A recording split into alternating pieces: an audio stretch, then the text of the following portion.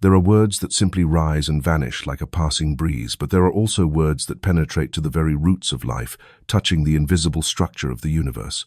Such words are no longer ordinary. They become commands, they become decrees, carrying the power to create, to restore, to transform, and to unveil. Each time a decree is spoken with steadfast faith and clarity of soul, the entire universe listens and arranges itself for that word to take form. No force in heaven or earth can resist the vibration released from a soul united with the eternal source of life. This power is not foreign, nor is it reserved for a chosen few. It is an inheritance already present within every person. From the moment a human being is born, this power lies dormant in the depths like a seed waiting for the rains to awaken it. For generations, people have used words to build or to destroy, to heal or to wound, but only those who recognize the sacred nature of speech truly understand that they hold in their hands an invaluable key. Words are not merely a means of communication.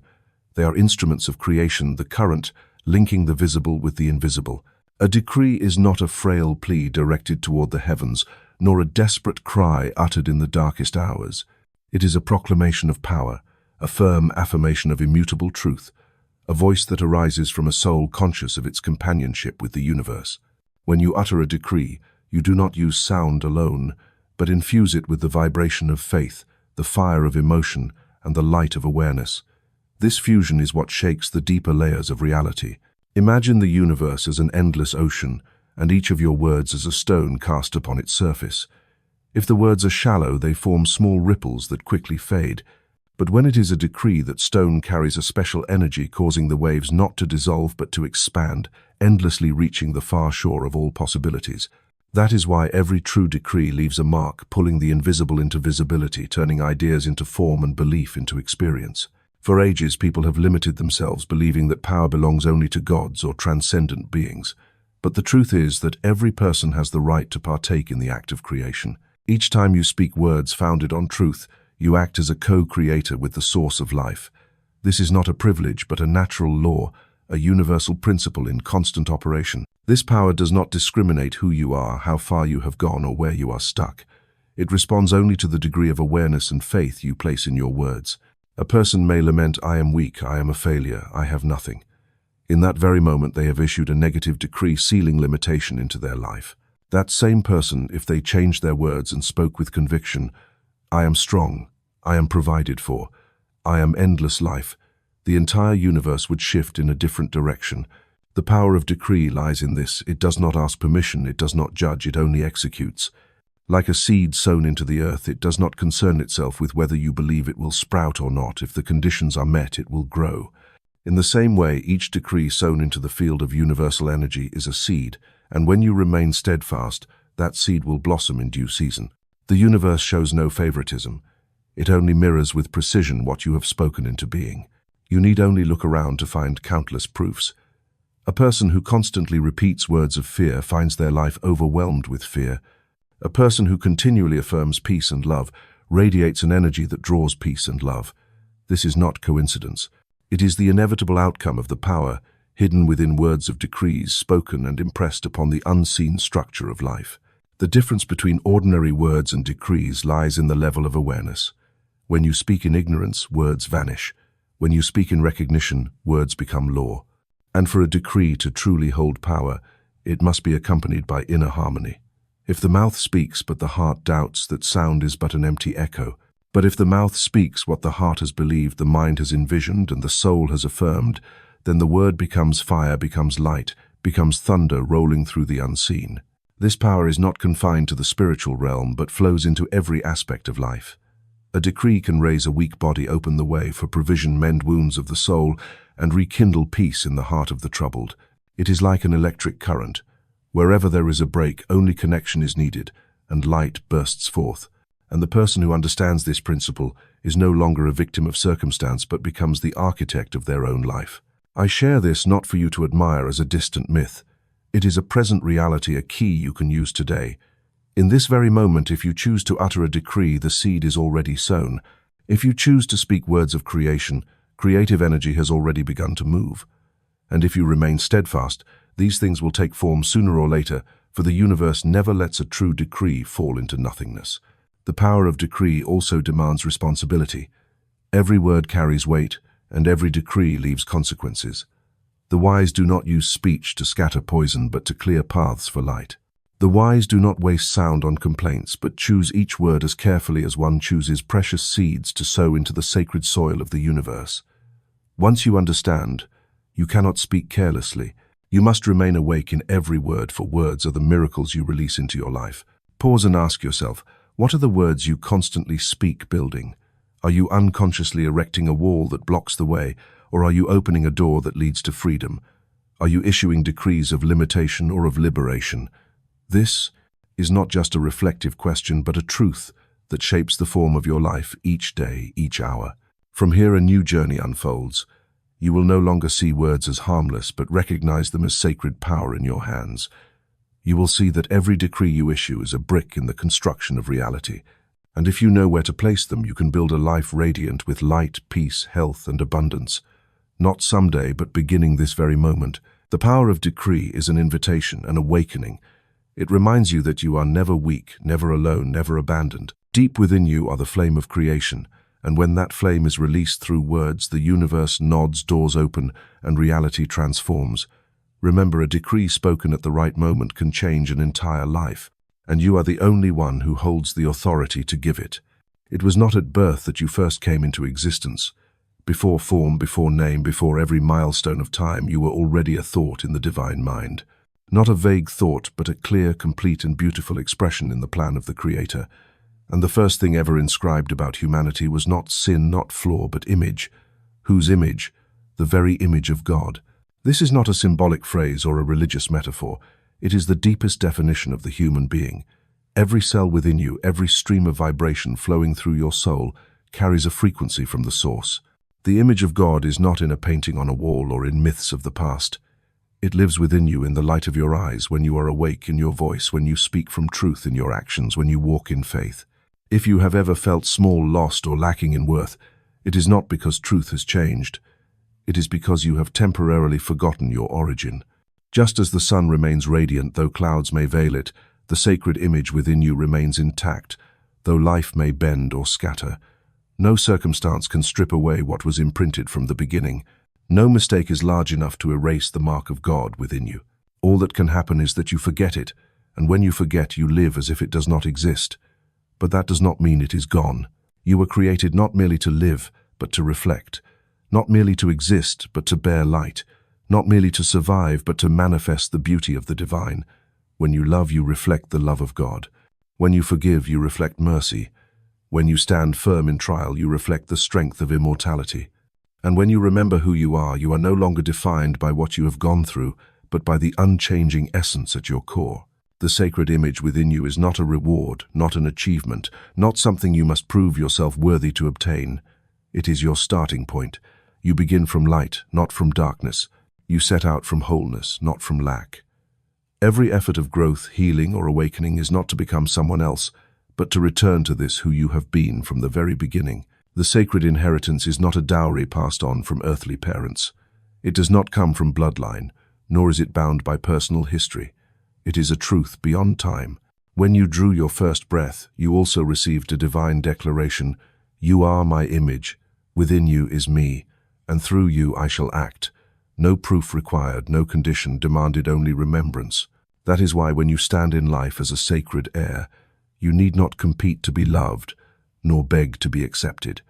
You stand firm as a child in your own home, knowing you have the right to speak, the right to live, the right to create. And that right does not come from outside, but flows from your very essence. Mistakes of the past do not have the power to define you. Failures are not great enough to deny you. The words of others about you hold no authority to make you forget who you are. Only you can choose to believe or not believe in that inheritance. And every time you choose belief, you activate another depth of power. You were born with the natural power to give, to heal, to create, to restore, to lift up, and to sustain. This is not a mystical ability of a rare few. It is the primal function of the soul bearing the sacred image.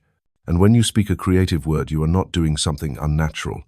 On the contrary, you are returning to your most natural state, speaking words of power as one who carries the breath of the Creator. There are times you may feel as if you are sinking, but in truth you are only diving into a part of yourself not yet awakened. The sacred image within you has not disappeared. It is only waiting for you to open your eyes again, and the very moment you remember, everything changes. Not because the world has changed, but because you have changed the way you show up within it. When you live as though you are pushed aside, the world will treat you so. But when you live as one who bears light, everything around you reflects that light. Not because you are better, but because you are truer to your essence. And what is that true essence? The living image of the one without limit. The world may teach you what to do to succeed, what to have to be accepted. But life within whispers something entirely different. You are already enough. No proof required. No pretending needed. No waiting for permission. You were created out of fullness, and it is that fullness you are called to bring into every moment. When you look into the mirror, do not see only the form. Look through the eyes. There lies a light no one can replicate, a vibration no one can replace, an imprint that cannot fade. That is the sacred image alive, waiting for you to use it, express it, and affirm it. Do not live as though you lack.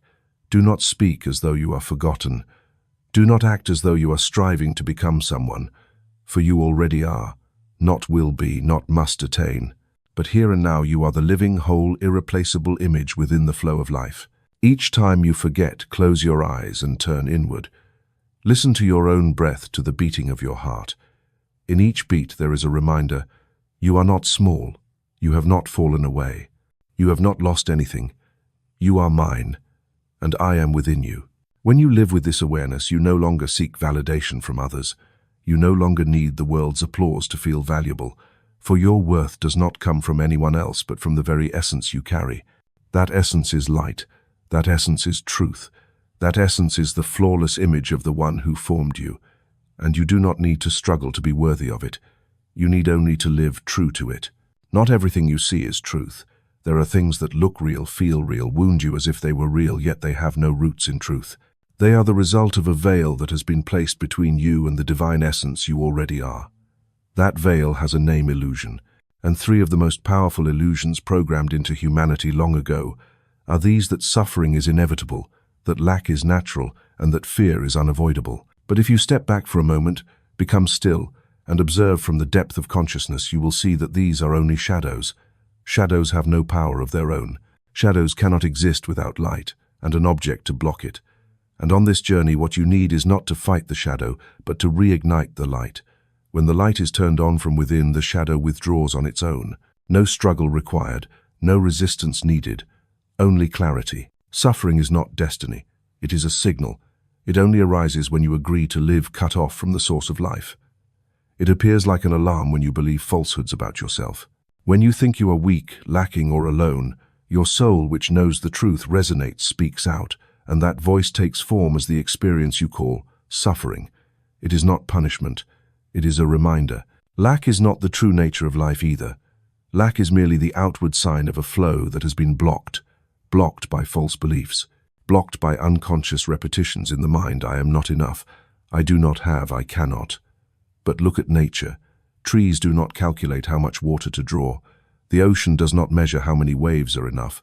The sun does not ration its light. The universe knows nothing of stinginess. Everything operates under a single principle: abundance.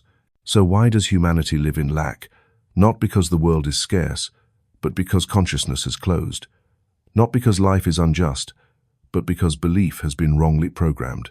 People have believed that only a few deserve fullness, that someone decides who is worthy, that you must strive, sacrifice, and endure to be granted a little at a time. But that is a system created by a limited mind. It is not the design of life. And then once belief in lack takes root, fear enters. Fear of losing, fear of not enough, fear of being left behind, fear of being wrong, fear of not being loved, fear of the future, fear of the self. That fear does not stand still. It spreads like smoke, seeping into every thought, every decision, every relationship, making people shrink live with extreme caution, constantly on guard. But there is one thing fear does not want you to know: it is not real. It survives only with your agreement. Fear functions only when you forget who you are. Only when you think you are cut off from the source, from the invisible support moving every moment, do you believe you can be harmed. And when that belief rises, it begins to govern everything you do. You no longer choose what is best, but what is safest. You no longer live from the heart, but from reflex. And little by little, the light within you becomes veiled. Yet even when veiled, it does not disappear. truth remains. And in just one moment of awakening, you can pull down that veil. You do not need to wait for circumstances to change. You do not need to travel anywhere. You need only pause, look directly at fear and ask, are you real? What do you hold in your hand other than shadow and sound? When you are still enough to listen to the answer, you will see fear has no substance. It has no root in your soul. It is a guest, not the master of the house. And once you realize this, freedom begins. You no longer need to fight suffering, but begin to understand it. No longer try to escape lack, but begin to transform from within. No longer be haunted by fear, but begin to observe it like a cloud drifting across the silent sky of consciousness. From there you live like one newly awakened, no longer dreaming, no longer enchanted by illusion. This does not mean you will never feel pain, never face moments of shortage, never experience anxiety. But you will no longer be identified with those feelings. They may visit, but they no longer define you. They may appear, but they no longer dominate your entire awareness. Because you know you are not what you feel. You are the one who witnesses, and that witness carries light. Each time you dare to look directly at these illusions, a part of you is unlocked. Each time you dare to question what you once believed immutable, a door opens. And each time you choose truth over reaction, you stage an inner revolution, silent but powerful. No one can do this for you. No one can lift the veil if you are unwilling. But no one can stop you once you choose to see. And that is the power. You always have the power to step out of the maze of illusion. The power to live from true light. The power to declare, I am no longer a victim of what I once believed. The world may continue sowing fear into you, but you are no longer bound to receive it. Around you may be chaos, but within you can be peace. Circumstances may change by the day, but the foundation within you remains steady as a mountain. For when you lift the veil, you not only see truth, you become that truth. And from then on, everything changes, not because the world has altered its colors, but because you have changed the eyes with which you see. It is not high above, nor in some distant corner of the universe, nor a reward after death. The kingdom of heaven lies nowhere else but within you. That statement, which seems so simple, was spoken long ago, yet remains one of the most forgotten truths today. For humanity has always had the tendency to look outward in search of the divine. They build great structures, establish laws, make pilgrimages to sacred places, yet still carry within a void that cannot be filled. For what they are seeking has never been outside. The kingdom of heaven does not need to be built with stone, does not need to be guarded by walls or institutions. It is a living presence waiting to be recognized. Not with the eyes, not with reasoning, but with a turning inward into stillness, a place where no one else can enter on your behalf. Each time you touch a moment of authenticity, when the mind quiets and the heart opens, you have touched the border of the kingdom of heaven. Each time you act not from fear or calculation, but from love and clarity, you are living from the kingdom. And each time you forgive without demanding repayment, give without expecting return, remain silent. Instead of speaking harshly, you are creating space for the kingdom of heaven to reveal itself in daily life. This is not a moral ideal. It is a spiritual law. The kingdom of heaven is not a destination but the starting point. It does not need to be built but to be unveiled. It does not depend on religion, tradition, or ritual, only on one thing: awareness. Awareness to see that you have always carried what you thought you needed to search for. The world will tell you that happiness lies in success in others, in external conditions. But if you have ever attained those things and still felt empty, you have reached the wall of illusion. Whereas when you sit alone with nothing but your own presence, and yet feel enough at peace, alive, that is the moment the kingdom opens. No music required, no lights, no convincing anyone else, only a single moment in which you are truly present with yourself. The kingdom of heaven does not require you to be perfect. It requires you to be real. It does not demand that you be pure in some ideal sense, only that you return to the state of not deceiving yourself. For in the moment you are honest with yourself, all impurity naturally falls away. Truth does not need defense. It only needs to be lived. Countless people have spent their entire lives in their own house without ever opening the inner door. They chase recognition, study every philosophy, attend every ceremony, read hundreds of books, and yet still feel they have not arrived.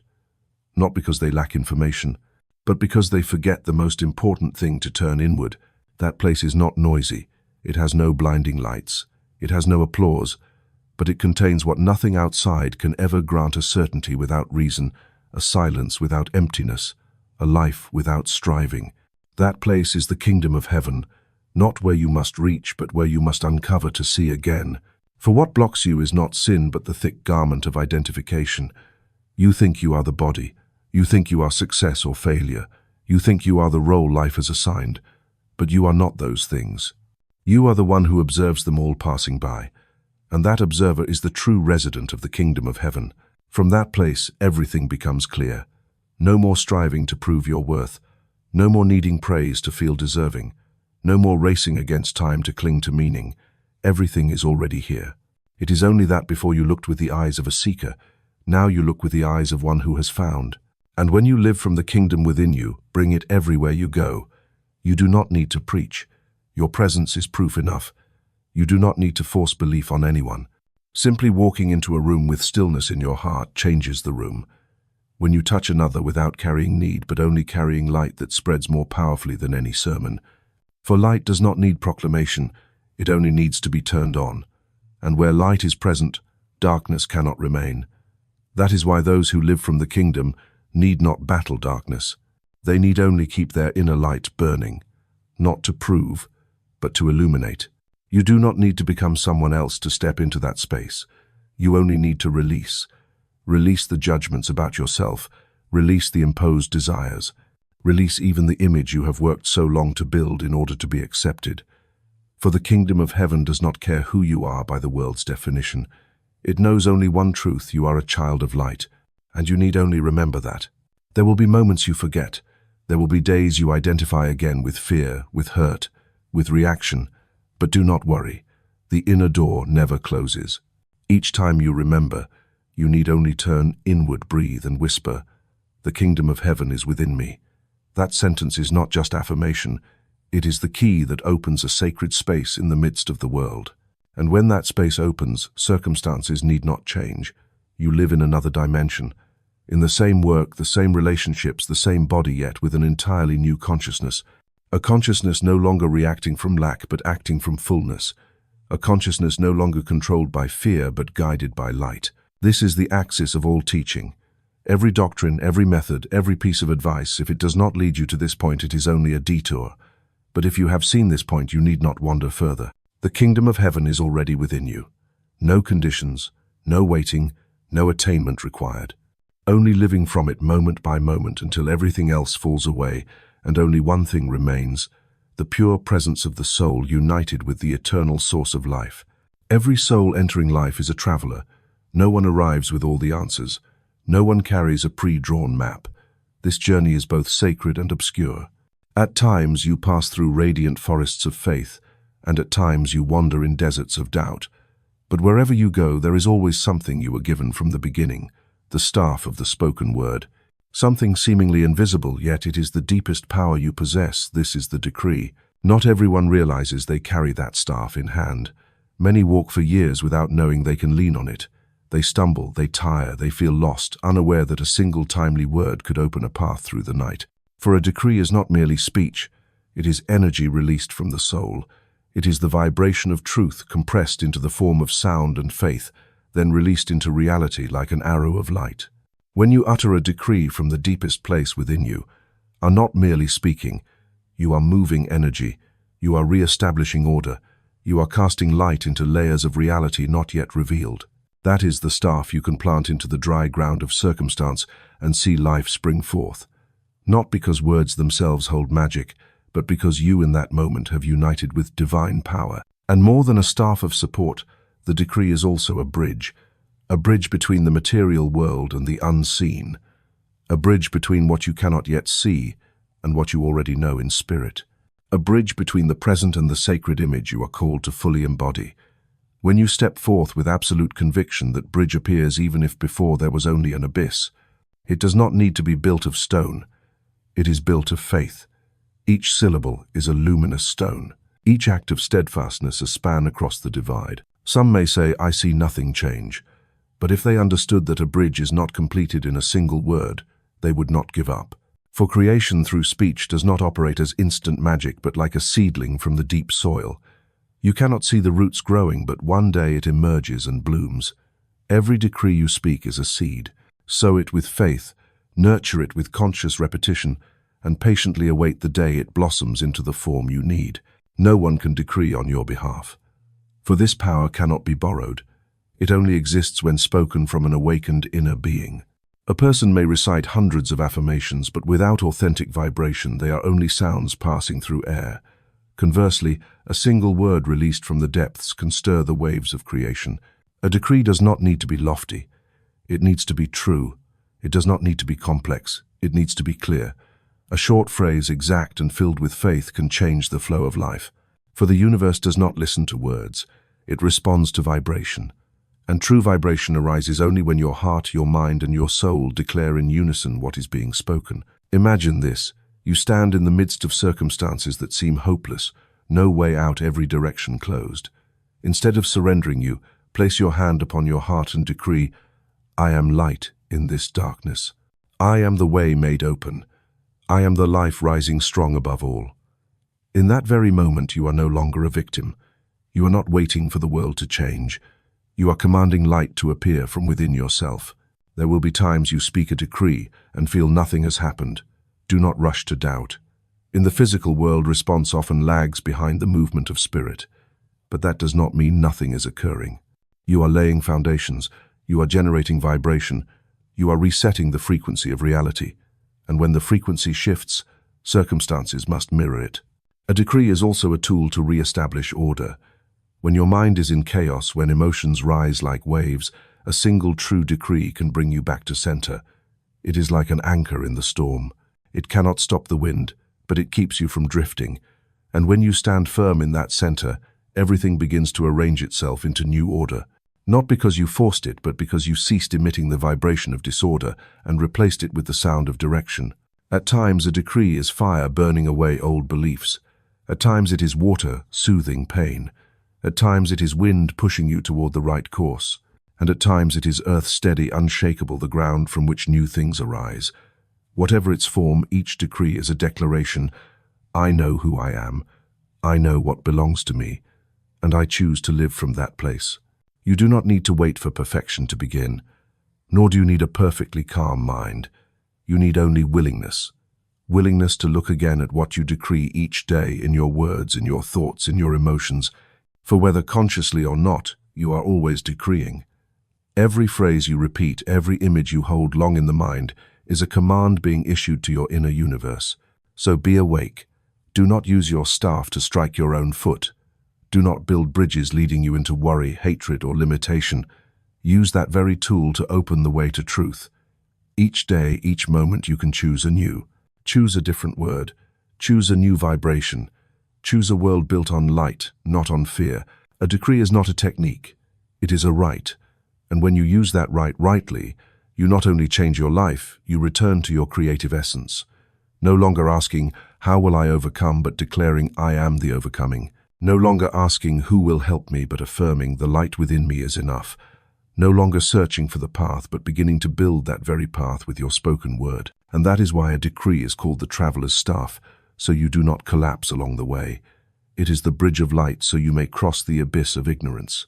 And it is the key that opens the sacred door, so you no longer seek miracles but become the miracle. Everything in this world vibrates, from the smallest particle in your body to the farthest galaxy observable through a telescope. All is in ceaseless motion within an invisible rhythm. Yet among this sea of frequencies, there is one vibration most unique, the vibration released through conscious words. And if you have ever doubted whether words can change your life, it is time to look straight at this law. Words are the mold of reality. It is no coincidence that ancient philosophies, great religions, and even modern science converge at a strange intersection, that everything originates from vibration, more subtle still from sound, and most subtle of all from the word. Not every word carries the same power, but any word spoken with faith, emotion, and inner alignment becomes a vibrational command to which the world must respond. When you say, I am not enough, that vibration does not remain in your head. It becomes a signal broadcast outward. And like a recorded melody, it begins to attract that which resonates with it. When you say, I will never overcome, then every cell, every circumstance, every person entering your life begins to reflect that decree. Not because you are unlucky, but because you have become a magnet attuned to the very signal you sent out. Conversely, when you decree, I am restoration, I am peace, I am light, the vibration you generate begins to reorganize every layer of reality. You do not need to know how. You do not need to control the details. For words spoken with the right vibration find their way just as a seed knows how to grow in the soil without anyone having to teach it. The universe does not respond to empty words. The universe responds to the frequency bound to those words. That is why the same sentence may bring transformation when spoken by one, yet produce nothing when spoken by another. The difference is not in the vocabulary. It is in the presence behind the words. Do you believe in what you say? Do you vibrate with it? Or are you merely repeating a phrase from some book? Because words are molds. If you want a new reality, you need a new word. But a new word cannot come from an old belief. You must become the one who can stand within that new belief, and from there decree, not covering fear with a shell of positivity. Words spoken from confusion are only echoes in a dark cave. But words spoken from the center of light, even if small, even if whispered, have the power to shift reality. The law of vibration is impartial. It grants no favor. It only responds. Like an echo in the mountains, whatever you call out, it gives back exactly that. Call peace, and it responds with circumstances that return you to peace. Call lack, and it brings forth forms of loss. Every word is a mold, and life continually pours substance into that mold until it appears in form exactly as you have shaped it with your word. Imagine you are holding a mold in your hands. Each morning you place into it a sentence, an image, a feeling, and throughout the day, matter, people, circumstances, all begin to pour into that mold to harden into reality. If you forget what mold you have created, do not be surprised when by day's end you receive what you did not wish for you did not consciously choose the words you released. So choose words as one chooses precious metals for casting. Choose words as one chooses the opening song for a ceremony. Choose words as one who knows even a slight deviation at the beginning can set the whole journey astray. Every word you utter, even silently in your mind, is shaping, and the law of vibration misses no vibration. The beauty is this: you can change the mold at any time. All you need is to stop, become aware, and choose a new decree. You do not need to wait for conditions to change. You do not need others to agree. You do not need to wait until all is perfect. You can begin to speak your new reality this very moment, and when vibration changes, everything else must adjust in accord. No one is trapped forever unless they continue to speak of that trap as part of their identity. No one is condemned by circumstance unless they decree that circumstance as destiny. And no one is limited unless they use words to build walls of false belief around themselves. On the other hand, one who knows how to use words as tools of creation will never again be a victim. They may be at the lowest point, but with a single true decree spoken with vitality and trust, they will begin to feel the ground shift beneath their feet. For the words they released have struck a deeper vibration where all possibilities wait to be named. Your words never vanish. They do not merely drift through the air. They enter the unseen structure of your being. They etch themselves into the field of vibration around you. They send signals to opportunities aligned with their frequency, and then, like a recorded track, they replay as lived experience exactly as you have spoken. Therefore, do not underestimate a simple word. Do not dismiss a whisper within. Do not unconsciously repeat what you do not wish to live in. For each time you say, "I cannot," you command the subconscious to close the door. And each time you say, "I am opening," then, even as a faint spark of light, it is enough to ignite an entire sky waiting to be born within you. No word is neutral. Every word is a mold. And the law of vibration never errs. You need not understand every detail of its operation. You only need to know this: the words you choose today are the blueprint for tomorrow.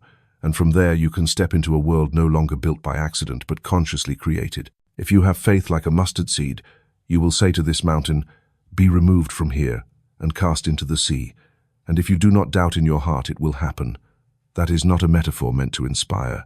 It is a formula, a precise yet direct instruction on how reality responds to commands spoken from the depth of faith. And it is the principle of action to which your life will return if you wish to live as a soul of authority. Speaking to the mountain is not a religious image, but the language of one who knows the greatest obstacle is not circumstance but silence in the wrong place. The mountain here is everything that seems impossible: illness, fear, lack, wounds, barriers, the past. The things standing before you like a cliff, not because they are too strong, but because you have never commanded them to move. Most people stand before the mountain and wait for it to disappear. They complain, they plead, they look for detours, but very few dare to face it, look straight at it and say, "Go." For to speak like that, you must know who you are. You cannot speak to the mountain with the voice of doubt, of uncertainty, of one still waiting for an outside miracle. You must stand in an identity already established, where your word is not a suggestion but an authoritative decree. And there the principle of miraculous action begins. You do not need to touch the mountain. You need to speak to it, not with volume but with clarity, not with anger but with power. When you speak, you redefine the structure of reality. When you speak, you release a vibration capable of reordering the invisible forces shaping the surface of your life. Those who do not understand this say, "But I already spoke and nothing happened." They forget that the mountain does not respond to a word spoken once and abandoned. The mountain moves by a word spoken with unwavering faith, by a word repeated from the unmoved center, by a word no longer effort but awareness. And only when that word is spoken from the union of will, heart and soul, then the mountain must obey. Perhaps you have carried a mountain in your heart for years, a limiting belief, an old fear, an unhealed wound. It has not vanished because you were silent. It remains because you never faced it and decreed it is finished. You no longer hold authority over me. Such a word spoken at the right time with enough force and from the right place not only dissolves the mountain, it makes the heavens and earth around you tremble and rearrange to reflect that shift. Faith is not vague imagination. Faith is vibrational establishment. And that vibration, when shaped into words, becomes the strongest action you can take in the realm of appearances. You do not need to do more. You need to speak rightly, and speak from the right place. Christ did not say, "If you beg enough, the mountain will move." He said, "If you say and do not doubt, it will happen." That is the unchanging principle. The universe does not respond to begging.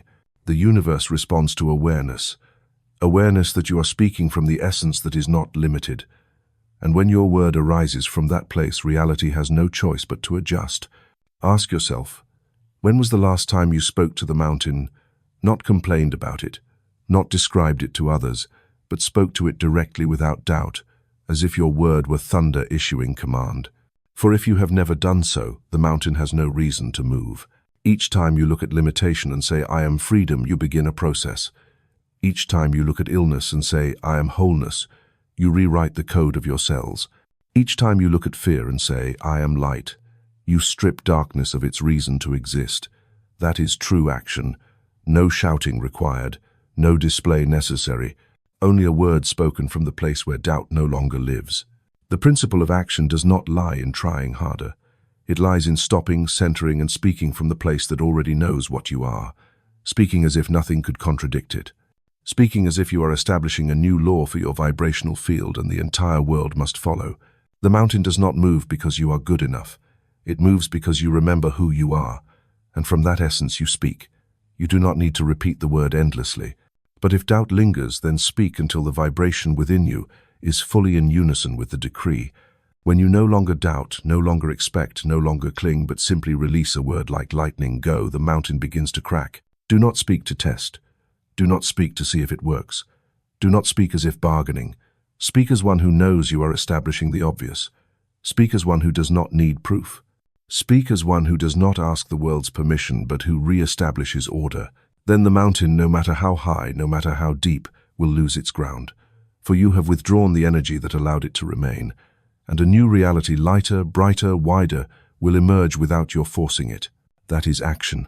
Not outward action, but the action of a soul that has remembered who it island. And the word of such a soul is not merely sound. It is the sacred movement of creation itself compressed into a single sentence. Be gone. There is a place within you that is never wounded, never shaken, never lacking. A center still yet full of authority. A source of light, not dependent on emotions, circumstances, or time. That place is not outside of you, nor is it something you must go find. It is the deepest essence you have forgotten. The indwelling Christ is not an external image for you to worship. It is a living reality within your heart, waiting to rise not through petition, but through a decisive affirmation, I am. As long as you believe that Christ is outside, far away, above, beyond reach, you remain in the posture of a beggar. But Christ is not far off for you to search. He is present where you are. He does not come to grant favors, but to remind you that you too are light. He does not come to suffer in your place, but to give you a mirror that when a human being knows who they are, their words can heal, resurrect, and recreate the whole of reality with a single decree. A decree from the indwelling Christ is not like the words you have spoken before. It is not released from fear, not from the need to prove, not from the desire to convince the world, but from an awakened awareness I and the source are one. What I decree is what comes to be.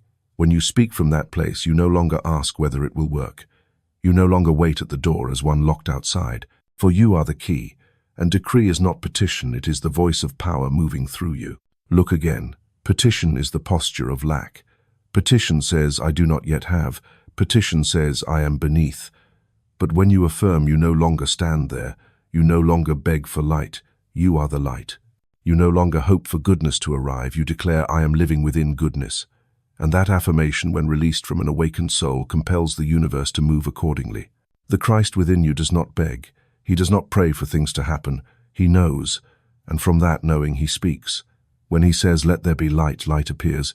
When he says, come forth from the tomb, life bursts forth. That is not magic. It is the language of a soul no longer divided from divine power. You can do the same, but not if you keep begging for what you already have. Not if you continue to say, I am not enough, while your soul sings, I have been enough from the beginning. Decree begins when you cease every form of pleading and stand upright in your true essence. From there you do not ask, how shall I be healed, but you declare, I am healing. You do not ask, when will peace come, but you decree, peace is here through me. This is the essential difference between the seeker and the rememberer. The seeker always looks outward, always depends, always postpones. The rememberer stops, grows still, and decrees, I am. Just 2 words, yet they hold the entirety of the divine realm within them. When you decree from that place, every limitation begins at once to dissolve. No struggle required, no explanation needed. For light does not argue with darkness. It simply appears. Perhaps you have said, I am weak, and life obeyed. You have said, I am unworthy, and circumstances responded. But the moment you change your word, you change the entire vibrational foundation. When you begin to say, I am strength, I am light, I am a child of divine life, the whole structure of matter and spirit begins to reorganize around that decree. Affirmation does not mean denying reality. Affirmation means declaring a higher reality and letting that reality shine down into circumstance and transform it from within. When you affirm, I am abundance, you do not deny that your bank account is low. You are saying, this condition is not my identity. And as you hold that vibration, gradually doors, opportunities, people are drawn into your life by the frequency you are living. The indwelling Christ did not come to create a religion. He came to awaken in you the original creative power. Each time you stand in that light and decree a word, you reopen the river of power flowing through you. And each time you return to petition, you close that river with false belief. Not because anyone punishes you, but because you are releasing the vibration of limitation, and the law of vibration cannot respond otherwise. So remember, you need nothing more to begin. You only need to stop begging for what has already been given. Stop speaking of what you do not want, and begin affirming what you choose to live. Every affirmation, if spoken from the core of the true self, rings like a bell, awakening layers of reality waiting to be formed. You do not need to shout, but you must be clear. You do not need to be perfect, but you must be true. You do not need approval, but you must step out of doubt. From that place, decree. Decree as one who knows the Christ within me is alive, is moving, and is recreating the world through my own decree.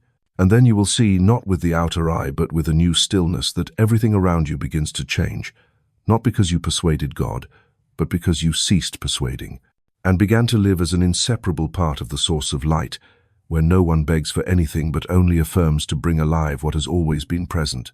When you pray, enter the secret room, close the door, and pray in silence.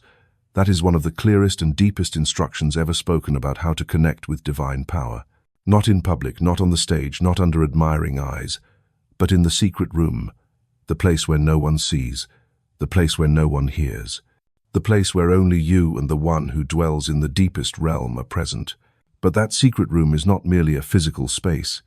The secret room is a vibrational state where you shut off all external influence, a place where you step out of every role, identity, worry, and expectation, a place where you stop trying to impress the world and begin to be honest with yourself. For no decree carries power when the speaker is still divided. When you are still facing outward, still concerned with what others think, still placing your sense of worth in the hands of the world, then your word does not arise from the center of power, but only as diluted sound echoing through the shell of ego. The practice of the secret room is a shattering principle, not because it demands something complicated, but because it forces you to halt the entire stream of unconscious busyness. You must step inward. You must close off the noise. You must sit with yourself not to analyze but to dissolve into essence. And from that place the first decree will not be a memorized phrase. It will be silence. A sacred silence where control is no longer needed because connection has been made. You cannot connect with divine power in distraction. You cannot utter a true decree while your mind is tangled in unread messages, pending appointments, or the gaze of others. You cannot speak to the mountain if your mind is still trying to convince itself that you are worthy. All vibration holds power only when released from a point of complete focus, a point Christ called the secret room. And there, when every outer sound has been turned off, you finally begin to hear your own true voice. Not the cluttered chatter in your head, but the voice of knowing, the voice of stillness, the voice of presence. From that place your words will be different. They will be simple. They will need no decoration. But they will strike with the force of a bell ringing into the foundation of space. Many people fear that silence. They fear the inner secret room, for there they can no longer hide behind images, titles, or the rush of life. Yet it is precisely there where every layer falls away that you stand firmly upon the rock of your soul. And you do not need to clean up your past to enter. You only need to be willing to close the door, not as resistance to the world, but as the act of unplugging from outer influence and switching on the inner connection. When you act, go out into the world. But when you decree, go into the secret room. No one needs to hear you speak. No one needs to witness your prayer. Only one word spoken in silence from a united soul can shake every frequency of matter around you. Not because the word is loud, but because it is true. Entering the secret room is also the act of returning to essence. It is the refusal to let yourself be conditioned by passing emotions or the approval of the crowd. It is to say, I need nothing outside to connect with the source of life. I carry the gate within my own heart. And when you enter that place, you are not only speaking to God, you are speaking from God within you. Shutting out the external does not mean isolating from life. It means stepping out of the pull of noise, so you are no longer controlled by it. You still live in the world, but are no longer driven by it. And in every moment you turn inward, you are not running away. You are refueling to step out stronger, clearer, sharper, as one who remembers who you are. That is why every true master devoted time to stillness, not as a spiritual decoration, but because they knew no decree has power unless it is spoken from inner union. When you are united, your word is light. When you are scattered, your word is an echo with no receiver. Practicing the secret room is also how you reclaim sovereignty over yourself. It is an unspoken declaration: I do not belong to the crowd. I do not need comparison. I do not need spiritual uniforms. I am enough on my own. And from here I choose the words that will reshape the world I live in. You do not need a quiet physical room to enter that state. You could be in a market, in an office, in the rush of daily life. Yet all it takes is to pause, close your eyes if you must breathe slowly, and turn inward. In that very moment you have opened the door. And every decree you utter from that point, whether I am light or I am peace, will carry a vibration strong enough to impress itself upon the frequencies of the world around you. No one sees what you are doing. No one knows what you have changed. Yet everything begins to move. No noise, no performance. Only a soul that has chosen to grow, still to unite, and to decree from the secret room within. The two shortest words in language, yet also the two most powerful ever spoken. I am. Not a form of address, not a descriptive phrase, but a sacred name, the gateway for you to touch the primordial source of creation. Each time you say I am, you activate a vibrational command that penetrates the foundation of reality, and the universe begins to rearrange itself according to what you just declared. Whether or not you are aware of it, whether careless or intentional, the decree of I am always carries force, for it is not merely language. It is the mechanism of consciousness itself. I am is not simply a phrase. It is the door into essence. It is the place from which you draw power from the level of the soul to pour into every cell, every circumstance, every step. When you say I am light, you are not dreaming, you are re-establishing the original code. When you say I am wholeness, you are not denying pain, you are commanding the primal vibration of life to reshape the wounded place. Whatever follows I am becomes a creative directive, and your life, like a faithful mirror, reflects it without deviation. What is striking is this: many people use this sacred name daily without realizing it. They say I am a failure and cannot understand why every opportunity turns away. They say I am sick and do not see that they are signing a decree over their own body. They say, "I am incapable," and then watch each experience repeat itself as evidence, not because fate is cruel, but because the sacred name has been misused. The secret is not in repeating a beautiful phrase. The secret is in what you choose to place after "I am" each day. Whatever is placed after those two words receives energy, and when repeated often enough, it ceases to be words. It becomes definition, and definition is the house your soul will live in, narrow or expansive, depending on what you decree. Therefore, the first task is not to learn new words, not to seek ornate affirmations, but to pause and listen. What are you saying about yourself? Not when you are reading, not when you are teaching, but in ordinary moments, when you are late, when you make a mistake, when you stand before the mirror, when you are silent alone. For in those moments your "I am" reveals itself most clearly, and in those moments you are sketching the boundary of destiny. Perhaps you once said, "I am nobody." But the moment you change your words to "I am part of infinite life," what you are begins to shift. Perhaps you once said, "I am too late." But when you decree "I am perfect timing," then the timeline around you begins to fold according to your command. There are no conditions for using the sacred name. You do not need to be worthy by any standard.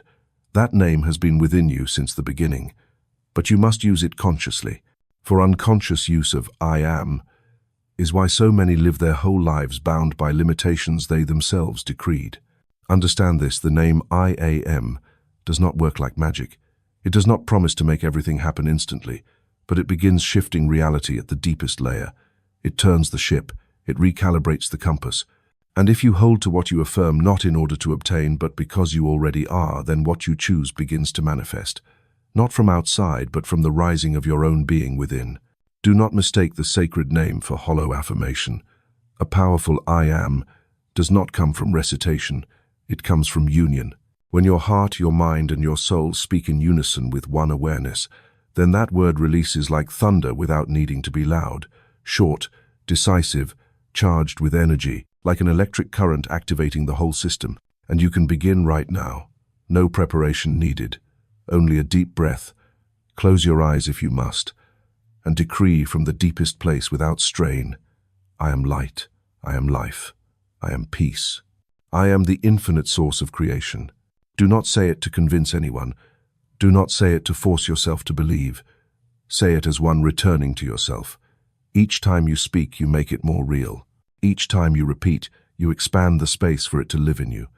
Each time you choose the right words after "I am," you choose a higher version of yourself to step into a new day. The sacred name "I am" is the key.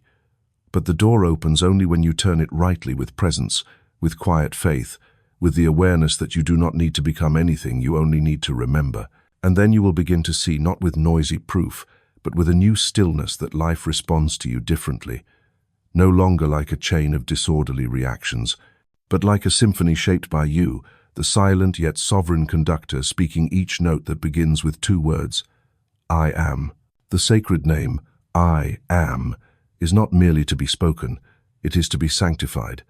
Each time you use those two words, you are not just pronouncing a phrase, you are placing your hand upon the most divine creative mechanism of the soul. A mechanism that does not distinguish between careless or intentional, does not consider whether you are joking or serious. Once spoken, it operates. And if you have not seen results, there are only two reasons: either you have not spoken from a place of union, or you have used that name to weaken yourself. Countless people spend their days uttering "I am tired, I am stupid, I am worthless, I am a burden." They think these are just sighs. But each phrase is a brick, bricks that build the invisible ceiling into which they crash their heads each time they dream big. Bricks they themselves laid with their own hands. And when life becomes confining, they ask why they cannot fly, never realizing that their wings have been bound by misaligned "I am" statements. To sanctify the word "I am" is to relearn how to speak to yourself. It is to forbid any form of self-belittlement from slipping past your lips, even unconsciously. It is to choose your words anew, even in jest. For the subconscious does not understand jokes. It does not grasp metaphors. It does not distinguish between truth and pretense. It only listens, and it carries out exactly what you say. To say "I am a loser" once is enough to plant a seed. To say it daily, even carelessly, is to water it, to nurture it, to grow a tree of reality that will bear fruit in time. Not because you are unlucky, but because your words carry authority, and you have used that authority against yourself. One who sanctifies I am is one who places discipline upon their lips. Not out of fear of words, but out of clear knowledge, say whatever you will, as long as you are ready to live in the outcome those words create. If you say I cannot, you will live in the land of cannot. If you say I am weak, the first thing to collapse will be the courage within you. No word is harmless when it issues from a mouth endowed with creative power, and no word is too small if it comes from a place of union. A single I am life can dispel years of fear. A single I am light can part the veil for a mind that has forgotten its way. But you must protect that name. Do not allow it to be stained by careless phrases, whether in jokes or false humility. To sanctify I am does not mean to speak only what is positive. It means to speak what is true to the soul. It means not using that name to feed the ego, nor to suppress emotions. It means the courage to acknowledge yourself, but not from the wound. To say I am learning instead of I am nothing. To say I am being healed instead of I am sick. To ensure that each word you utter carries a frequency that uplifts, not one that contracts you. There are those who have lived through dire circumstances yet never named themselves by them. They did not deny reality, but they did not label their soul with the wound either. They said I am hope in the midst of despair. They said I am peace while all was chaos. They said I am one who is moving through, not I am a failure. And those words became the lantern they carried through the dark. To guard the name I am is the most sacred act you can do daily. No one sees, but the entire universe hears. Each word you choose is a wave striking space, and if you keep that name clean, untainted by inferiority, untouched by shame, free from the poison of judgment, you hand yourself the strongest tool for rebirth. Watch the gateway of your mouth. Each time you are about to utter I am, pause. Ask, do I truly wish to live in what I am about to decree? If not, do not speak. Silence is better than a word of disorder. But if yes, then speak as one who knows who you are. Gently, decisively, with no need for others to believe, with no need to repeat 100 times. A single word from awareness outweighs 1,000 from habit. And if you happen to say the wrong thing, no matter. Retract it, cancel it, redirect immediately. Say that word is no longer me. Then decree anew from a higher place. I am strength. I am change.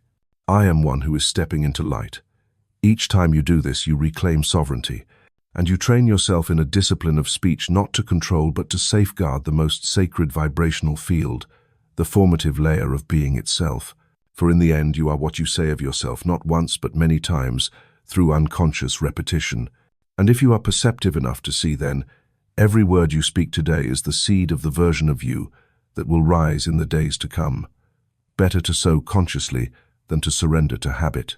The sacred name I am does not need adornment. It needs protection, like a doorway of the soul, like a heartbeat of creation. And you, with every decree you utter, are either opening the door for life to pour through or shutting off its flow without realizing it. Choose the words you wish to live within, and from today sanctify every I am with clarity, reverence, and love. For these are not just words you speak to yourself. They are words you are inscribing upon the vibrational foundation of the universe, words you yourself will inhabit tomorrow. No one can touch what they do not believe is real. No one can step into new ground while still carrying the old way of seeing. No decree can take root if its foundation is doubt, for faith is not a secondary option. Faith is the very substance of the unseen before it becomes seen. When you utter an I am the universe, does not measure your tone, your phrasing, or the number of times you repeat it. It measures the frequency of belief. If that word is spoken from a place of half belief, half doubt, half awake, half asleep, it is only an echo. But if it arises from the place of knowing where the soul needs no proof yet still shines, then that word itself is life beginning to move. You do not need to see the path to step forward if faith has already drawn the path inside your heart. You do not need evidence before you believe if you recognize that faith itself is the material of evidence. The physical world always lags behind the vibrational world. If you wait for reality to change before you allow yourself to believe, you have fallen back into being a victim of circumstance. But if you rise and declare what is unseen as though it already exists, that is when you step out of the role of spectator and into the role of creator. Some say, I want to believe, but I don't feel anything. But faith is not an emotion. Faith is the choice to hold steady to inner knowing even when nothing outward supports it. Faith is the ability to look at a desert and see a garden, to look at pain and see resurrection, to look at darkness and know light is still there, not because you see it, but because you cannot not know it is true. You do not need great faith to begin, only a pure point of trust, even very small, like a mustard seed, small yet enough to cause an earthquake in vibration, enough to open the door, enough to move a mountain as was once declared, not because the seed has magic, but because faith does not need to appear large. It only needs to be pure, unmixed, not diluted, not scattered by fear, anxiety, doubt, and the habit of demanding proof to feel secure. For true faith does not seek evidence. It is the evidence. Everything I believe is true because I was born from the very foundation of that truth. When you believe you are worthy, you are not trying to convince yourself. You are agreeing with how the universe defined you from the beginning. When you believe that good is coming, you are not dreaming. You are returning to your natural state, where nothing obstructs the flow of life pouring through you. However, faith is not positive illusion. It does not deny reality, does not run from truth, but it refuses to imprison itself in the frame of the present. It sees the event but does not allow the event to define the self. It hears the scream of fear but does not let that voice rewrite destiny. And true faith does not shout. It does not need endless affirmations. It is gentle yet unshakable, like light which never needs to declare itself as light. It only needs to appear, and darkness must retreat. If you wish to practice decree the soul's word, then faith cannot be optional. It must be the foundation. Not belief that arises because you have seen, but knowing so deep that seeing is no longer required. Believing as though it is already happening, already present, already you, even if no one else sees it yet. So how do you cultivate that faith with honesty, not with the world, but with yourself? Ask, what do I truly believe? Not what you wish to believe, but what you truly believe. That answer, often uncomfortable, shows you the starting point. And only when you dare to face where you are unsteady can you rebuild on a foundation that is firm. Next, speak the word of faith. Do not wait for faith to be full before you speak. Speak anyway, but each time you speak, turn inward. Place your hand upon your heart, close your eyes, and decree from the place of knowing, even if only a little. Gradually, every word you speak strengthens the faith. Every repetition from awareness clears the way. That is how faith is trained, not by theory, but by life, by stepping out and saying, I am light in the middle of darkness. I am peace while your heart still trembles. I am the miracle arising even when the sky above is grey. You do not need to prove your faith to anyone. You only need to keep it alive. And once faith lives, every decree you speak will be like an arrow shot from a fully drawn bow. It will not miss. It will not lose power. For when faith is the substance, every word becomes a complete creative act. Do not fear that your faith is too small. Only refuse to turn away. Only refuse to let go of the door. One step each day, one word each time, one moment of turning inward at a time, and you are laying the foundation for the miracle not only to come, but to begin living in you. For in the end, faith is not something you have. Faith is something you become. And when you become faith, every word you speak, even a whisper, can shake the layers of reality. Not every wound bleeds.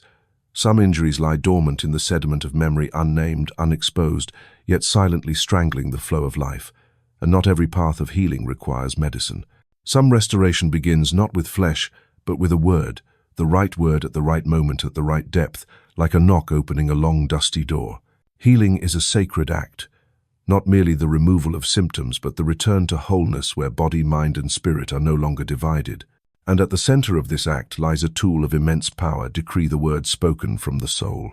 Not every phrase has the power to heal, but every word that arises from a place of union, of full awareness, of no longer trembling between belief and doubt, has the capacity to touch the deepest structures of the body. For the body does not wait for medicine, it waits for signal. Every cell carries within it the intelligence of the Creator. They do not ask if you studied medicine. They only ask, what are you sending, belief or fear, command or complaint? A single phrase, I am life, overflowing in every cell, if spoken from the stillness of the soul, can reactivate regenerative processes long delayed by years of fear. A single phrase, I am order and balance being restored within my body, if repeated with the vibration of faith, can shatter the chaos of endocrine, nervous, or circulatory imbalance. not because the words are magical, but because the words match the frequency of what you truly are, and that awakens the innate mechanism of healing. The body always listens, and the mind is the translator. If your mind has been programmed to declare, "I am weak, I cannot, I have bad genes," then the body will receive those signals as commands to obey. But if you begin to reverse the current, not by forcing artificial positivity, but by speaking truth from the sacred level, then the body will reprogram itself. Healing through decree does not deny medicine, but it restores the soul's active role in the journey of recovery. You are no longer the patient waiting to be cured. You are the one rising again from within. You no longer place hope in what lies out of reach. You place energy in the right declaration and let the body do the rest. You can begin with these words: I am life operating in perfection. I am the divine flow nourishing every system of my body. I am perfect harmony between body, mind, and spirit. I am light passing through every organ, every cell, every vessel. But do not recite them as memorized lines. Do not repeat them as mantras. Each word must be like a door you open from within, not hurried, not performed, but as though speaking directly to your cells, to each wound, to each fear. You will find there are times the words do not land immediately, times when you speak and your heart has not yet believed. But if you are patient, if you continue to decree from awareness even softly, then one day the body will answer, not with voice but with change. An inflamed area calms, a pain no longer returns. A night of deep sleep without medication, a new brightness in your eyes, not arriving from outside, but revealing itself from the inner realm restored by your own word. Do not underestimate what you say to your body each day. Every time you stand before the mirror and sigh, "I am old," you lower the frequency of renewal. Every time you say, "Perhaps I have a serious disease," you reinforce something that may not even be true. Conversely, every time you say, "I am youth being renewed within me," you open the path for the nervous system to receive repair commands. Do not wait until pain forces you to speak healing words. Speak them while you are still well. Establish a stream of loving commands daily, consistently, not as ritual but as conversation between consciousness and life. For no one is closer to your body than you, no one knows its hidden wounds as you do, and no one holds greater authority to issue commands to your cells than you. Your mind heals when your words shift direction, your spirit shines when your words resonate with your essence, and your body is reborn when your words cease complaining and begin guiding. Healing is not something you hope for. Healing is something you summon through each wise decree spoken from the deepest layer of presence. And the wonder is this: you need no one's permission. You need no fresh diagnosis. You only need to choose which words will reshape the vibrational field where body, mind, and spirit meet. You only need to remember every time you say, "I am," you are rebuilding yourself, not by wishful dreaming, but by the power that has been yours since the beginning. Prosperity does not arrive as a gift from outside. It does not fall like a misplaced miracle.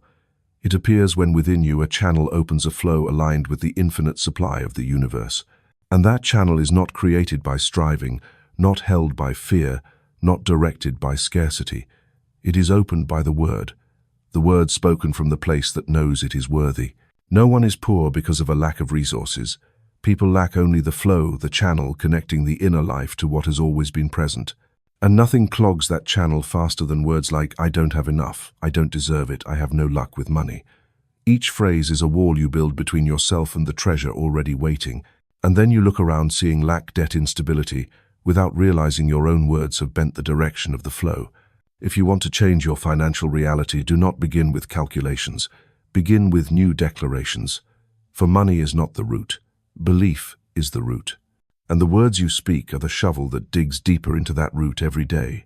Ask yourself, am I using words to open or to lock, to connect or to reject, to agree with abundance or to cling to the image of lack? Those who live in true prosperity are not necessarily rich in numbers, they are rich in awareness. They know supply is not located in a job, not limited by the economy, not manipulated by circumstance. They understand one profound truth: every decree spoken from a place of union is a signal directing the flow of provision to the right time, the right place, the right form. You do not need to know how it will come. You only need to keep the channel open, and that channel is opened by phrases such as, "I am the endless flow of prosperity." "I am a magnet drawing in opportunities that are honest and abundant." "I am a receiver and transmitter of divine supply with gratitude." Not said once, not said for show, but said as a truth already present, said as though you are knocking on a door designed to open, said as one who knows you are not begging, you are reawakening the flow once blocked by forgetting your own inheritance. Prosperity does not come by holding tightly. It comes by releasing at the right time. Not releasing responsibility, but releasing the clinging to it must be this way to have value. The tighter the grip, the greater the contraction. The more you fear loss, the poorer you become.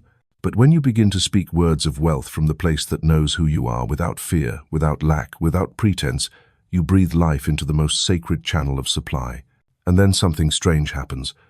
Opportunities appear from where you did not expect. Help comes from those who seem distant. Ideas arise in moments that felt like dead ends, not because you begged, but because you spoke the right word at the right time from the right place. Note, decree does not replace action, but it directs action. It opens your eyes to see the path among walls that once looked sealed. It awakens intuition, guiding you to choose precisely among countless possibilities. And when action arises from the place already lit, the outcome cannot be dim. Therefore, each morning do not only prepare food and clothing, prepare vibration. Take a few minutes to declare again who you are, not according to feeling, but according to truth. Even if your account is small today, even if no good signs are visible, still say, I am unconditional prosperity, for you are not reflecting the present, you are writing the future, and the future always listens to the words you speak today. But do not speak hurriedly. Breathe. Touch your heartbeat. Speak as though every cell is listening, as though heaven and earth are leaning in to hear the command, for indeed they are. Every decree you speak is a new map you hand to destiny. If you say, I never have enough, you have just drawn a boundary. But if you say, I am always supported at the right time, then every barrier will begin to crack. You need not break them. They collapse on their own, because you have withdrawn power from doubt and returned it to truth. And remember, prosperity is not only money. Prosperity is when you no longer worry about your daily bread. It is when you have time for your soul. It is when you have freedom to live from your calling unbound by anxiety. It is when you know with certainty everything you need to fulfill your purpose is already provided, and you need only speak to open it. As you speak, so you live. Not because words are charms, but because words are channels. Words are the light guiding energy into transformation. Words are the signal activating the vibrational layers from which new form is shaped. From today, do not repeat the phrase, I don't have enough. Replace it with, I am the channel receiving abundance. Do not say, I am just trying to survive. Say, I am expanding my capacity to receive blessings. Do not ask, how can I ever have enough? Ask, what must I speak to? Remember, I have always been enough. And then speak, with gratitude, with steadiness, with the awareness that you are awakening a flow once forgotten. And when that flow opens, you will not only have more, you will become the source. There is no battlefield more brutal than within an unquiet mind. There every thought becomes a double-edged blade, every memory turns into a weighty stone, every worry stretches like an unending storm. You may live in a quiet room, but if the inner world is in turmoil, the whole world will still feel loud. Conversely, if the heart is still, then even amid chaos, you will stand firm like an unmoved mountain. Peace does not come from everything being right. Peace comes when you no longer depend on right or wrong to be at ease. It is the state where the stream of thought rests, where the heart ceases to fear, where the soul returns home within. And there is no path that leads there faster than a decree, a word spoken not to control the world, but to reset order within yourself. How do you still the winds of the mind? Not by suppressing emotion, not by ignoring fear, but by standing in the wind without letting it blow through the soul. By speaking to yourself not as a victim, but as one who remembers, I am peace. I am the stillness that nothing can disturb. Each time you speak thus, you are setting a pillar amidst the whirl of thoughts. You do not fight them. You simply do not fall with them. You are the one standing at the eye of the storm, saying, I am the point of stillness. I am the steadfast center of this life. And from that very point, the world reshapes itself. Many believe that to be at peace, they must finish every task, answer every question, fix every flaw. But the truth is, peace does not arrive after you control everything. It comes when you stop trying to control. When you exhale and say, I am one grounded in presence. I am not pulled by the past. I am not restless for the future. I am here, and here is enough. Decrees for stillness are not slogans. They are a call to return. Each time you say, I am the gentle stream, you are not fleeing pain. You are opening a door where pain is embraced and dissolves. Each time you say, I am the breath of gratitude guiding me home again, you awaken the ancient wisdom lying quiet in every cell. The wisdom that has always known every outer disturbance is only waves while you are the ocean. The practice of peaceful words does not mean ignoring the world. It means resetting priorities. You choose the inner life as the first place to be arranged, and from there the outer world adjusts itself. If within you is turmoil, no formula for success can keep you steady for long. But if you anchor the inner world, all things outside will reflect that sooner or later, and nothing is steadier than a word spoken from the deepest heart. I am the silence amid the cries. I am the still moon above the restless sea. I am the one who does not react but responds with awareness. I am the anchor of light in a clouded world. You do not need to speak loudly. You need only speak truly. True in vibration, true in presence. No straining, no pretense. Simply being present genuinely. And then when you speak, you will notice one thing: the mind begins to stop. The wind begins to still, as though when one person stands firm, the whole universe around them softens. Peace is not a luxury gift. It is the basic right of the soul. But you must call it back, not with pleading, but with affirmation. I am one ready to live in peace. I no longer need drama to feel alive. I choose the deep simplicity where every passing moment holds full life. And from that place of stillness you begin to live differently, to decide differently, to love differently. No longer reacting from wounds, but acting from awareness. No longer running away, but walking with a light heart. No longer tightening at every wrong turn, but smiling and saying, I am not the wave. I am the unmoving water beneath. If you have ever asked how to meditate deeply, how to calm the heart, how to stop the racing mind, the answer is not a technique first. It begins with a word, a right word spoken, fully spoken from what is real. Choose a decree. Speak it in stillness. Repeat it with your breath. Send it into your heart, and then watch what begins to change. Not because you control it, simply because you open the way. In the end, peace is not a place you must reach. It is your true identity long forgotten, and decree is the reminder. The small light you switch on in the windless room, the step back into the home you never truly left. Nothing wounds a human being more deeply than heartbreak, yet nothing brings more complete renewal than a true loving connection. Love is not merely an emotion between two individuals. It is the base frequency from which everything in life is aligned. When you love rightly, wholly, you do not just live happier, you touch the deepest layer of existence.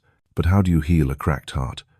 How do you attract a compatible relationship, not from loneliness but from wholeness? How do you stop repeating old patterns, loving the wrong person, loving to fill a void, loving only to fall back into doubt? The answer lies where you rarely look in the words you speak about love. Because every time you say something like, I always fall for the wrong person, or no one ever truly loves me, you are not only recounting the past, you are imprinting a command into the future.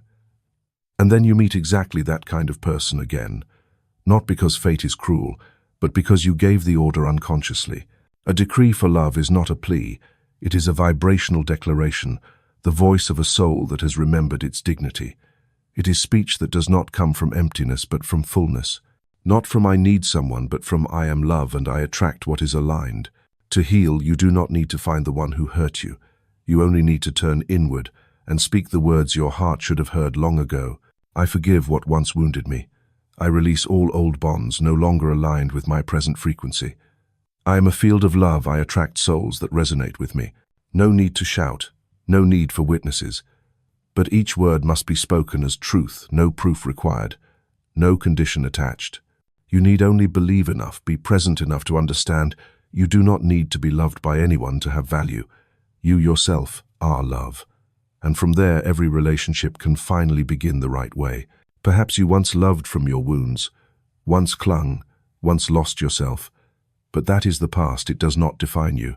If today you change the words you speak, you tear up the old script and write a new chapter where you are no longer the one chasing, but the one walking alongside the right person, right frequency, right time. To do this first, you must stop speaking ill of love. Stop saying men are all bad, women are all fake, love is suffering. The kinder you are, the more you're taken advantage of. Because every time you repeat these things, you shut the door on yourself. Love cannot walk into a room filled with cynicism. Instead, begin with decrees such as, I am loved fully because I love myself fully. I am a safe dwelling place for true love. I open my heart to a healthy relationship that nourishes and uplifts my soul. If you are in a relationship that feels incomplete, decree is not necessarily to change the other person. It is to return you to clarity, from which you can then see clearly whether to continue to adjust or to leave. Decree does not change others. Decree changes you, the only one you truly can lead. And if you are alone, remember, no one was born to endure loneliness. But you do not need to rush into love to fill a void. You need to become the one whose magnetic field resonates, and then the right resonance will find you. Not because you searched hard, but because you aligned deeply enough. Love does not come from having someone. It comes from who you are when you are by yourself. If you are lonely, confused, you will seek someone to cling to. But if you are grounded, confident, loving yourself without arrogance, then you will attract one who lives at that same frequency. A relationship is not the place to reclaim a self that was lost. It is the resonance of two souls that have remembered who they are. And that begins with a right word spoken in stillness, spoken in clarity, spoken in awareness. I do not seek love. I allow love to come to where I already am it. You do not need to wait for destiny. You do not need to ask a fortune teller. You only need to tune your waves, the waves of thought, the waves of feeling, the waves of daily declarations. And when those waves harmonize with true love, without control, without bondage, without expectation, then the compatible one cannot help but enter your life. No hurry, no strain, only the daily act of speaking to your heart in the language it understands, truth, trust, and gratitude. Love is real. Healthy relationship is real. But you must believe enough to call them back, not just dream and then doubt. You must speak rightly to open the door, not just stand waiting unconsciously. And then what you once thought was far away will become very near, not by destiny but by your word, which from today onward has turned you into the sacred meeting point of true love. You are never truly alone, whether in the middle of a crowded city or in the night where only your own breath can be heard. There is always an invisible presence surrounding you. Not imagination, not a vague belief, but a real field of energy where light knows how to hold you like a silent gatekeeper. In every spiritual tradition, this has been called angels, and I call it a vibrational shield activated by words. Not everyone can sense it, but everyone has it. The question is not whether it exists. The question is whether you recognize it, invite it, cooperate with it. Like a fire still glowing beneath ash, all it needs is the breath of faith, and the light flares, driving away every threat. Spiritual protection does not mean you build walls against the world. It means you raise your frequency to the level where darkness no longer has ground to cling to. And the tool for doing this is not found in matter. It lies in words, the decrees you choose to repeat like the codes of light. Not to beg for protection, but to affirm that you already have that protection from the highest source. Each time you say, "Divine light covers me. Angels encamp around me, guarding me day and night. Nothing can touch me unless it passes through the vibration of pure love," you are not merely reassuring yourself. You are drawing a vibrational boundary, not with bricks and mortar, but with the authority of your soul. And the astonishing thing is, the world listens to it. Not everyone needs to see angels. Not everyone needs to witness light. But anyone can live within a sacred field around themselves if they remember their word is the gate, the shield, the sword. When you say, "I am guarded by the divine presence," you are stepping into a state where your consciousness begins to harmonize with the protective field of the universe. Do not confuse fear with awareness. Protection does not come from panic. It comes from perfect stillness where you do not resist, do not avoid, but stand firm in the awareness. I am light, and light does not fear darkness. Darkness cannot consume the one who has remembered who they are. And you remember each time you decree with full presence. Some live in harsh places yet remain serene. Some children, even in poverty, shine as if surrounded by an invisible shield. That is not luck. That is frequency. It is the field of light established around them, sometimes by a mother's prayer, sometimes by the strength of their own soul. And you too can do this, not only for yourself, but for your children, your loved ones, your living space, even your past. Try this each morning before leaving your home. Instead of worrying what might come today, say, "I walk in the embrace of light. Each step I take leaves an imprint of light upon the world. Nothing contrary to divine love can come near me." You will see the world begins to tilt. Not because the outside changed, but because you shifted your vibrational state, and from that, every interaction becomes filtered.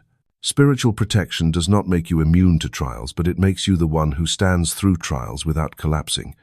It does not promise there will be no events, but it assures no event can break you. Because you carry a force surrounding you, not with hands, not with swords, but with presence. Perhaps you have felt unsafe, dreamt of dark visions, walked through spaces heavy with energy. But if you know you have the right to set boundaries and know how to do so with the right decree, you will no longer be the one acted upon. You will be the keeper of energy. And from where you stand, light will spread. No proclamation needed, no sermon required, only living with an energy field of protection by your own words. Decree is not magic. It is the choice of vibration repeated, nurtured, breathed, so that each time you walk the aura you carry is like a sail of light, carrying you through every turn without fear of collision. So if one day everything around you seems in turmoil, if at times the space around you feels heavy, do not resist. Do not panic. Return to your center, and from that place simply say, I am where angels encamp. I am light in the midst of darkness. I am held in unshakable peace. And then you will move forward, light, steady, still, and nothing can harm you. For you have learned to build your own shield with light, with awareness, with words, sacred words, inviolable words. There are moments when you stand between two paths with no sign to point the way. Every map is silent, every piece of advice vague, and the heart is not quiet enough to hear the deepest whisper. That is when people easily fall into doubt. Yet it is also the most sacred moment for one thing to happen. You begin to rediscover the light within the light that comes through words. The word is a lamp to my feet, a light on my path. This is not poetry, it is essence. For every step you take flows from a certain level of awareness. Without inner light to guide the way, you will walk according to the noise of others, the ego, fear, old patterns. But if you have the right word, a word spoken from the depth of the soul, then you are not only guided, you become the one carrying the lamp. Do not expect someone always to show you the way. Do not depend on teachers' numbers, predictions. These may support, but if you do not activate your inner guidance system, you will always need someone to hold your hand.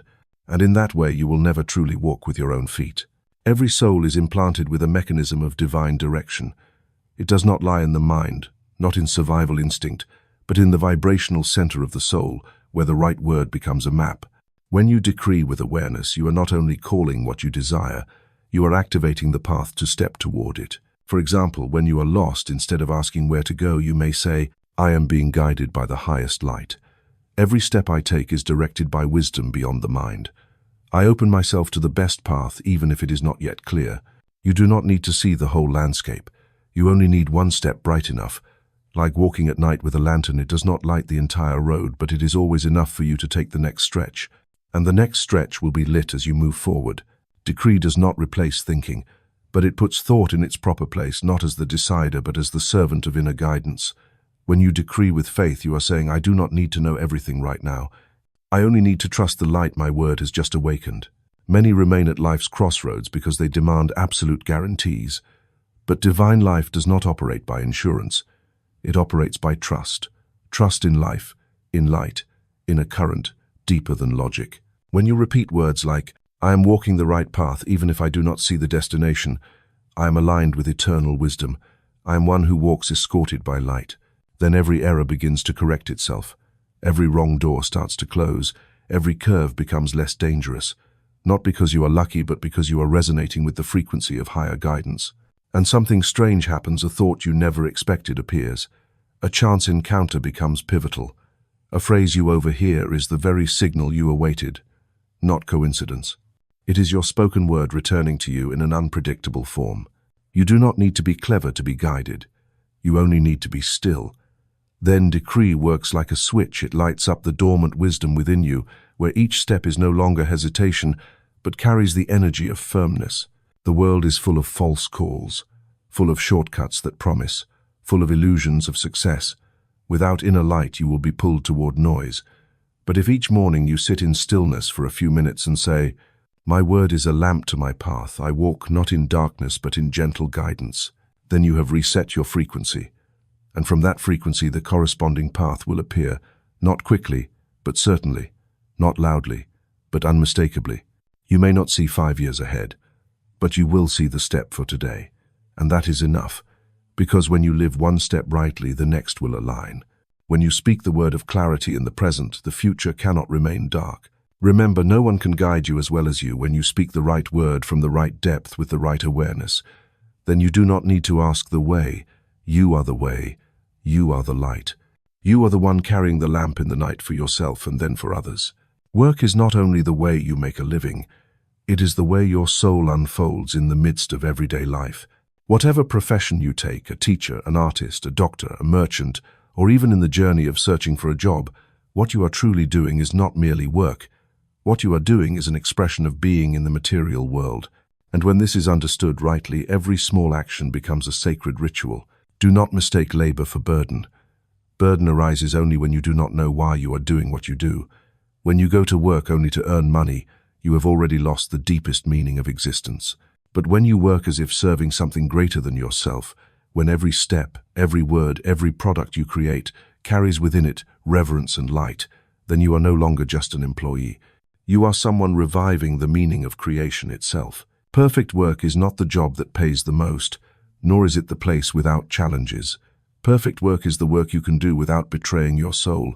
It is when you finish a day, perhaps tired but at peace, not because you were recognized, but because you know you have lived faithfully the part entrusted to you. And to touch this, you must begin with words. The decrees you speak to yourself each day will determine the kind of work you attract, the quality of the environment you step into, and the way you show up in every moment of labor. Do not say, "I hate this job. I just do it to get by. I have no better choice." Every such sentence is a vibrational command, closing the doors of every good opportunity that could come. Instead, even if you are not yet in the ideal place, begin to say, "I am moving toward work that reflects my divine potential. I bring light into the place where I work, and that light makes everything better. My work is a channel for me to serve, to learn, and to grow." No one sustains success by doing what they hate, but no one finds what they love if they keep speaking negatively. Do not wait for a good job to change your words. It is the right words that call the right work closer. Remember, no work is lowly if you do it as worship. As part of a larger order where every action matters, you may be simply wiping a table, but if you do it with presence, with gratitude, with the awareness that you are creating a clean space for others to rest, then you are no longer merely laboring. You are serving light. And do not think spiritual work belongs only to monks or preachers. Spiritual work happens whenever you do the right thing with the right spirit, whether designing software, delivering goods, consulting clients, or raising children. If you work from a place of inner clarity, if you work as though collaborating with God, then you are living in perfect work even if it does not yet carry the title you long for. You do not need to quit your job to find greatness. You only need to change the way you show up in your current work. Then, if needed, the new job will find you. When your vibration rises, you do not need to chase. Everything aligned will come, including invitations, opportunities, or unexpected changes you once thought impossible. Therefore, if each morning feels heavy, do not just take coffee and force yourself forward. Sit for 1 minute and say sentences like, "I choose to work with clarity and peace. I open myself to new opportunities aligned with my present frequency. I work as though bringing light to the place I enter." You will see colleagues easier to deal with, clients more friendly, and if not your own heart, more at peace. That is the first step for your vibration to begin rewriting your circumstances. Perhaps today's work is not where you will remain forever, but when you do it with reverence, reverence for yourself, reverence for life, then every minute of labor becomes a journey of growth, not wasted, not meaningless, not an escape. Perfect work does not come to the most talented, it comes to the most aligned. And that alignment is nurtured by the words you choose each day. Who you are in your work is not defined by titles or paychecks. It is defined by the energy you carry into that space. If you want a life guided by light, then your work must also be carried out in that light. Not in glamour, not in achievement, but in sincerity, awareness, and gratitude each day, each action, each word. For in this world where so many work only to survive, the one who works as if worshipping will be the one who ascends not only in career, but in the very soul itself. Not all progress comes from effort. Not all miracles require you to do more. There are things that arrive only when you release at the right moment, rest in the right way, and trust deeply enough. And it is in that stillness that grace, the thing that cannot be manufactured by hand, begins to rise like an underground spring saturating every corner of your life. You were not born to keep running. You were not designed to always be in doing mode. Your body has rhythm. Your mind has waves. Your soul has seasons. If you only know how to move forward without ever pausing, you are not living. you are only depleting yourself. And in a world that glorifies productivity, rest becomes a sacred act. Rest is not escape. It is the moment you return to source. Not doing to achieve, but to reconnect. Not because of overload, but because you understand flowers cannot bloom forever. The soil cannot be harvested endlessly. A human being cannot create without sometimes stepping back to let grace speak. And the paradox is only when you rest rightly does true joy begin. A profound joy not dependent on achievement, not demanding conditions, appears only when you stop striving to make everything perfect. When you allow yourself to be fully present in the simplest, most ordinary moments. Many people do not know how to rest. They rest in guilt. They lie down, but their mind still races. They travel, but still check emails. They eat, but do not savor. They listen to music, but do not truly hear. Because they have not yet allowed themselves to rest as a sacred act, a silent decree that says, I am enough. You will never find true joy until you learn how to pause within life's rhythm to hear the voice of grace. And you do not need to wait until exhaustion forces you to stop. You can create short moments in the day, closing your eyes for a few minutes, taking a slow breath, gazing out the window, sipping a cup of tea without rush, like little altars where the soul bathes in light. Begin with words. The decree of rest does not lie in the sentence, I need to rest. It lies in affirmations such as, I am nourished by stillness. I do not need to do more to be loved. Grace comes to me in stillness, not through striving. And then you will see in those pauses new directions appear. Old inspirations return. Decisions once blurry suddenly grow clear. Because when you stop doing, divine wisdom begins to move. Joy is not found in distant trips, lavish parties, or applause. It dwells in the moments you live, truly, not running, not forcing, not pretending. It is the aftertaste of alignment between you and yourself, between you and life. Those who know how to rest will not be easily manipulated. They will not be dragged by the lure of speed. They will not be swallowed by the churn of must succeed, must do more, must prove. For they live in another rhythm, the rhythm of grace, where there is no need to grasp and yet there is always enough. You do not need to do everything to be accepted.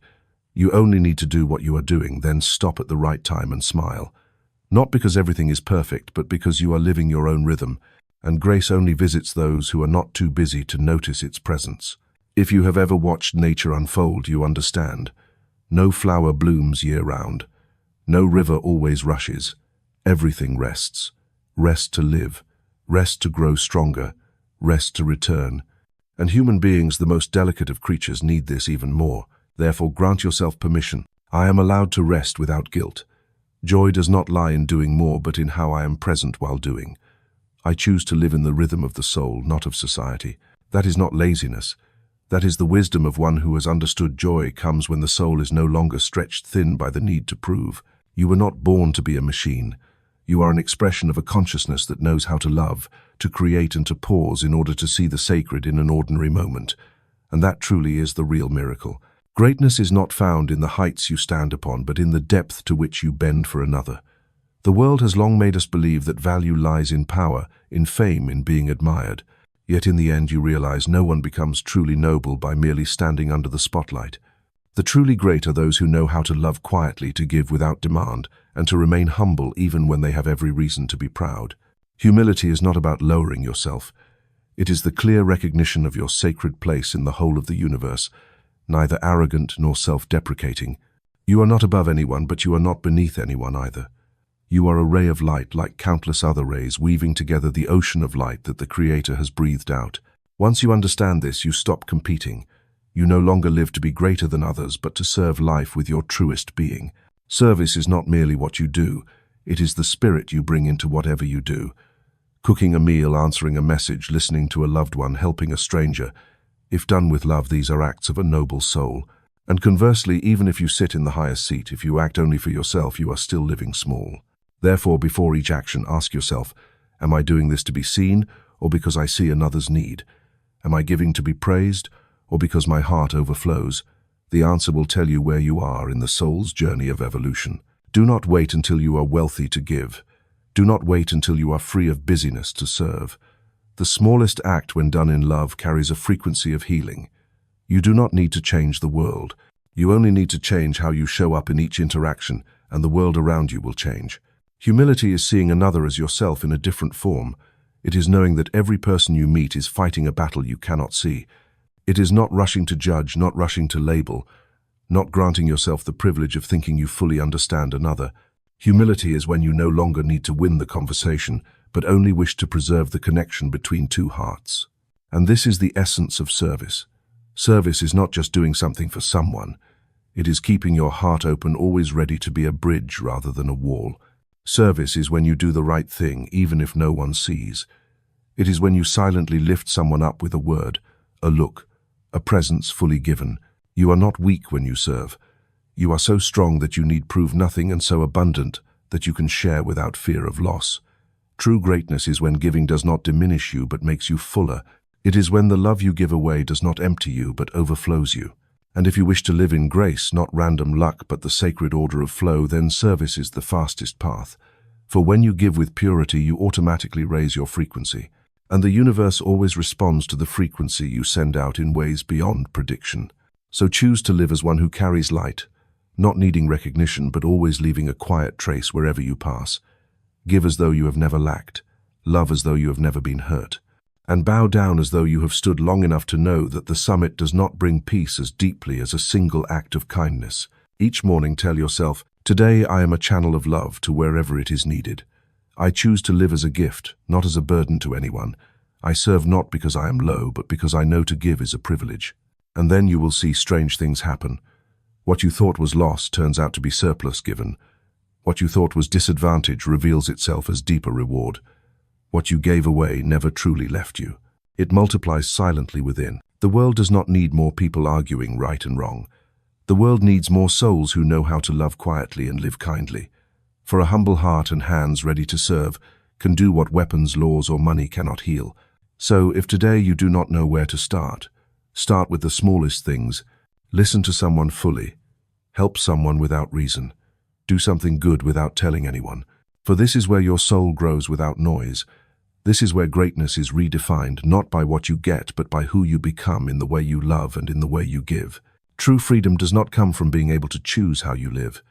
It comes when you know you have the authority to choose that way of living. Some believe they are free because they are not physically imprisoned, yet they remain bound all their lives by invisible chains, fear, guilt, memory, prejudice, or words spoken long ago. And there are others who own nothing yet walk untroubled, because within them nothing binds them anymore. Freedom is a sacred right, but it is not a right granted, it is a right awakened from within. For as a word recorded from the beginning says, whatever you bind on earth will be bound in heaven. Whatever you loose on earth will be loosed in heaven. This is not merely a religious phrase, it is a spiritual law, a reminder that you and no one else hold the key to every chain and every liberation in your life. You bind when you judge, when you harbor resentment, when you speak words that close another's heart, when you withhold forgiveness not only from others but from yourself, and you loose when you choose to see through the eyes of the soul, when you decree love instead of condemnation, when you choose to speak light even while darkness presses on your shoulders. Freedom does not come when circumstances grow easy. It comes when you no longer let circumstances decide your inner state. When you master your own heart, you master the world you live in, and you need no external power to do this. You only need to remember the divine authority. You have forgotten that every bondage begins within, and every release must also start there. The world around you will not change if you keep binding yourself to an old identity. I am not good enough. I am unworthy. I am a victim. Repeated day after day, these sentences become the thickest chains. No one is locking you in. You are locking yourself with your own words, with wrong decrees, with a refusal to see the truth. You have the authority to change what you declare. Look at where you suffer, perhaps in finances, perhaps in health, perhaps in relationships. Do not only pray for an escape. Ask directly, where am I binding myself without realizing it? What am I holding on to that no longer belongs? What am I saying each day that makes my heart shrink instead of expand? Freedom does not come with shouting, but with the quietness of an inner decision. You can stand in the storm and still feel peace if you do not let the winds outside uproot your center within. And conversely, you can sit in a beautiful room and still feel imprisoned if your mind clings to the past or fears the future. Freedom is a choice. No one lives for you.